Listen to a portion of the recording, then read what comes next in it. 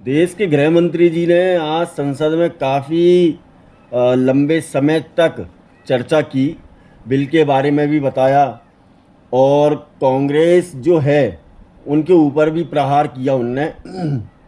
उन्होंने कहा कि कैसे इस बिल का भी विरोध कर रहे हैं लोग वाग, कैसे लोग वाग गलत शब्दों का इस्तेमाल कर रहे हैं कि भगोड़ा कह रहे हैं, अमित शाह नहीं आ पाए, ये नहीं हुआ, वो नहीं हुआ, हम चर्चा नहीं करना चाहते, हम लेक्चर नहीं सुनना चाहते उनका, हमको तो केवल उनका इस्तीफा चाहिए। तो इनने अपनी सरकारों में कितने लोगों के इस्तीफे दिलवाए, पहले इनसे ये पूछो। ठीक है। अब दूसरी एक बात सुनो भैया, उन्हें कहा कि गृह मंत्री जी ने कि ईवीएम के बारे में उन्होंने बताया, जो वोटिंग मशीन है उसके बारे में उन्होंने बोला कि राजीव गांधी ने 1989 के समथिंग उस चीज़ को लेके आए थे वो। तो भाई आप देश के कानून का विरोध कर रहे हो, ठीक है, सुप्रीम कोर्ट का आप विरोध कर रहे हो, आप उस ईवीएम का विरोध कर रहे हो जो आपके परिवार के लोग ही लेके आए। 2004 में आप जीते, ठीक है, 4 के बाद 9 में आप जीते, 14 में अगर बीजेपी जीत गई तो ईवीएम की बात क्यों आ गई?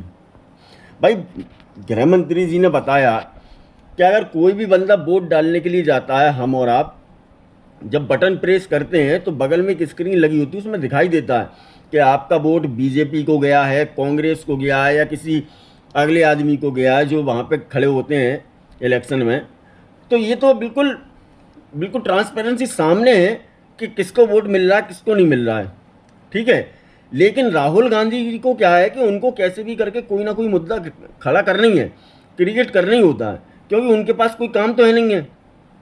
जिस संवैधानिक पद पे वो बैठे हुए हैं, लेकिन उसको ये समझ में नहीं आता है कि इस पद की गरिमा क्या है, आखिर ये पद कितना बड़ा पद है, उनको ये समझ में नहीं आता दोस्तों।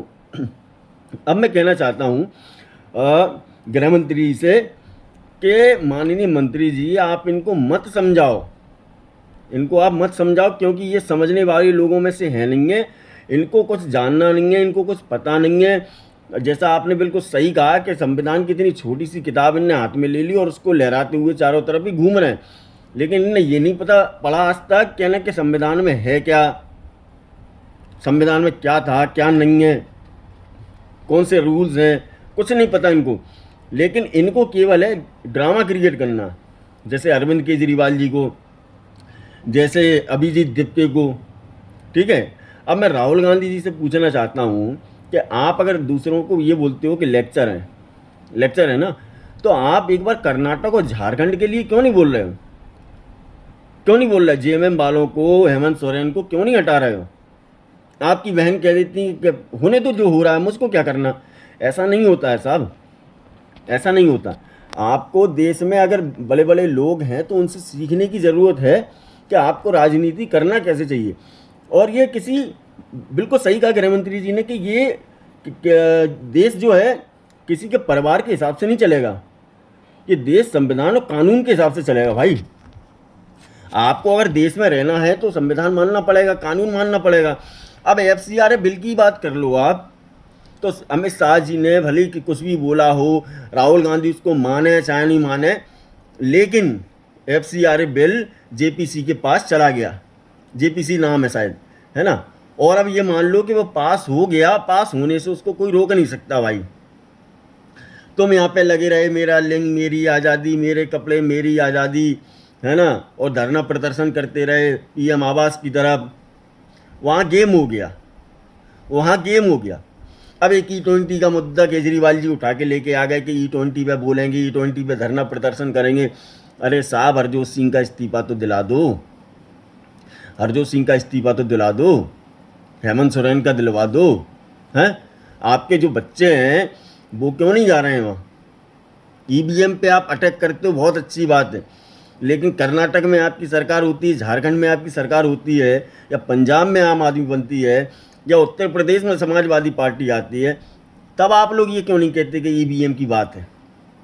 तब बीजेपी तो नहीं कहती कि भाई ईवीएम है। क्या बीजेपी ने, किसी नेता ने कहा, प्रधानमंत्री जी बोले कि नहीं ईवीएम की गड़बड़ी की इनने? नहीं कही ना। तो फिर तुम ईवीएम का दोष क्यों लगा रहे हो? तुमको ईवीएम पे अटैक क्यों करना है? अगर तुम्हें बैलेट पेपर से ही वोट करवाने की वो है तो वैसे करवा लो। चक्कर ये है सबसे बड़ा कि बीजेपी जो है वो हिंदुओं की पार्टी है, हिंदुत्व का ख्याल रखती है भाई। आपने जिन लोगों का ध्यान रखा वो भी अब बीजेपी का ध्यान रख रहे हैं, वो भी अब बीजेपी को वोट डाल रहे हैं। तो जो तुष्टीकरण की राजनीति है, जिन लोगों को आप वोट बैंक समझ रहे हैं, तो वो लोग अब वोट बैंक नहीं है, उनको समझ में आ गया है। संविधान के आर्टिकल यानी कौन सा 341 है कि क्या है, मौलाना गुलाम साहब उसके लिए भी धरना प्रदर्शन कर रहे हैं। अब वो उनका हक है, कर सकते हैं भाई। लेकिन आप तो जो है गृह मंत्री को आप उल्टा सीधा बोल रहे हो, गृह मंत्री जी की बात आप नहीं सुन रहे हो। आपने अपनी सरकार में रहते कपिल सिब्बल का इस्तीफा नहीं दिलवाया था, आपकी 2 बार सरकार आ गई, लेकिन आपने कभी भी ये नहीं बोला कि ईवीएम की गड़बड़ी की वजह से हम लोग जीते हैं। खड़गे जी का समझ में नहीं आता, मोदी साहब को हमारे इतना गलत बोल देते हैं। और खड़गे साहब तो ये देखो कि जिन लोगों को उनको ये नहीं पता, इतिहास उनने शायद पढ़ा नहीं है, तो एक बार पढ़ लें इतिहास वो, और बार बार स्टेज पर चढ़े जाते हैं, बोलते हैं कि राहुल गांधी जी ने देश के लिए गोलियां खाईं। वो बयान शायद मैंने देखी थी, वीडियो कोई वायरल मीम चल रही थी, गोलियां खाईं, बम फटे, एक टुकड़ा वहाँ गिरा, एक टुकड़ा वहाँ गिरा, सारे लोगों को सबको इकट्ठा करके फिर उनके बाद उनका वो किया गया। तो खड़गे साहब बोलना किसी और की चाह रहे हैं, नाम राहुल गांधी जी का ले लिया, ये अच्छी बात थोड़ी है। आपके नेताओं को ही कुछ नहीं पता, आपके नेताओं को कुछ पता ही नहीं है। कौन सी योजना थी वो वहाँ पे, क्या नाम है, राजस्थान में कुंभाराम योजना थी कि जाने कौन सी थी, वो कह रहे हैं कि कुंभकर्ण योजना, कुंभकर्ण योजना खुद का ही माइक बंद कर देते हैं, खुद ही चालू कर लेते हैं। पहले आप चीज़ों को ढंग से समझो, आपको समझना बहुत ज़रूरी है। राहुल गांधी जी, आप देश के लिए धरोहर हैं, हम लोगों के लिए धरोहर हैं आप। आपकी सुरक्षा, आपकी इज्जत हमारे हाथ में है। अगर मान लो कल को देश और जज्बात पलटते हैं लोगों के, तो कांग्रेस की तरफ से एक तो कोई ऐसा चेहरा होना चाहिए जिसको हम वोट दे सकें भाई, या जनता दे सके। हमारे पास तो ऑप्शन ही नहीं ना, हमारे पास तो बीजेपी है। अब मोदी जी हैं, उसके बाद योगी जी हैं। आपने अपने आप को चेहरा ही नहीं बनाया, चेहरा तो बनाना चाहिए था। लेकिन आप क्या है कि दूसरों को गलत बोल रहे हो, मोदी जी की इंसल्ट कर रहे हो, तेरा तू ऐसा, मोदी मुझसे आंख नहीं मिला सकता, ऐसा वैसा। ऐसा क्यों यार? क्या नेहरू जी के बारे में बीजेपी बोल रही है इस तरह से? क्या कोई भी बीजेपी का लीडर राजीव गांधी, इंदिरा गांधी के बारे में तू तड़ाक करके बात कर रहा है? नहीं ना। तो फिर क्यों यार अपने हाथों से अपनी बेइज्जती कराना? और बिल तो पास हो गया, होने वाला है, आप चाहे कुछ भी कर लो, डिलिमिटेशन भी पास होगा, आप रोक नहीं पाएंगे सर। जब आपको रोकने की ज़रूरत थी, जब आपको बोलने की ज़रूरत थी, जब आपको चर्चा करने की ज़रूरत थी, तब आपने नहीं किया। आपने सिर्फ और सिर्फ राजनीतिक रोटियां सीखी, आप अपने आप को फेमस करने में लगे रहे कि ऐसा हो जाए वैसा हो जाए, लेकिन ऐसा नहीं हुआ। बिल सारे बिल चले गए हैं, और देखना एक एक करके पास हो जाएंगे। महिला आरक्षण भी पास होगा, आप कुछ नहीं कर पाएंगे। आपके हाथों से बहुत कुछ निकल चुका है, सब लोग दंग हैं इस समय, अखिलेश यादव भी कुछ नहीं कर सकते, वो भी दंग है कि भैया ऐसा कैसे हो गया। पप्पू यादव भी सोच रहे हैं, जो साधु संतों का अपमान कर रहे थे हमारे, है ना।